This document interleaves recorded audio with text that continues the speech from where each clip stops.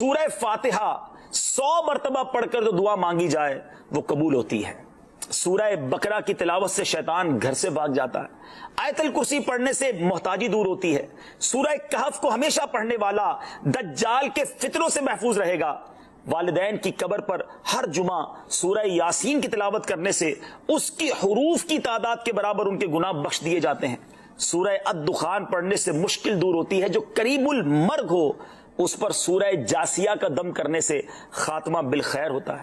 سورہ حجرات کا پڑھنا اور دم کر کے پینا گھر میں خیر و برکت کے لیے مفید ہے۔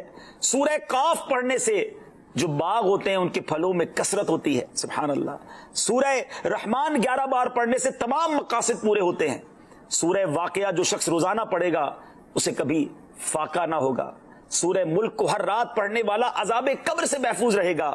سورہ مزمل کو 11 بار پڑھنے سے ہر مشکل آسان ہو جاتی ہے۔ سورہ مدثر کو پڑھ کر حفظ قرآن کی دعا مانگنے سے قرآن کریم کا یاد کرنا آسان ہو جاتا ہے۔ جو بچے حفظ کر رہے ہیں ان کے لیے زبردست وظیفہ ہے۔ سورہ النازعات پڑھنے سے جان کنی کی تکلیف نہیں ہوگی۔ سورہ دحا پڑھنے سے بھاگا ہوا آدمی واپس آ جائے گا۔ سورہ علم نشرح کو جس مال پر پڑھ دیا جائے اس میں خوب برکت ہوتی ہے۔ سورہ تین والزیتون جو ہے 3 مرتبہ پڑھنے سے اخلاق و کردار بہتر ہوتے ہیں۔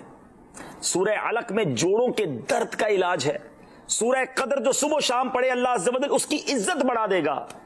سورہ بینہ برس اور یرکان کا علاج ہے۔ جس آدمی یا جانور کو نظر لگی ہو اس پر سورہ عادیات کا دم مفید ہے۔ سورہ قارعہ پڑھنے سے بلاؤں سے حفاظت رہتی ہے۔ سورہ تکاثر کو 300 بار پڑھنے سے جلد قرض ادا ہو جاتا ہے۔ کئی لوگ کہتے ہیں جناب قرض بہت ہے، چلے قرآن کا وظیفہ لے لیں، الہاکم التکاثر، یہ جو سورت ہے 300 بار پڑھنے سے بہت جلد قرض اتر جاتا ہے۔ سورہ عصر پڑھنے سے غم دور ہو جاتا ہے۔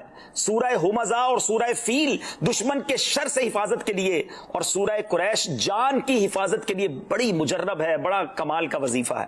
سورہ ماعون بڑی مشکل کے وقت میں پڑھنا بہت مفید ہے۔ سورہ کوثر کی تلاوت سے بے اولاد صاحب اولاد ہو جاتا ہے۔ کئی بے اولاد بھی وظائف مانگ رہے ہوتے ہیں۔ سورہ کافرون چوتھائی قرآن کے برابر ہے۔ سورہ زلزال نصف قرآن کے برابر ہے۔ سورہ اخلاص تہائی قرآن کے برابر ہے۔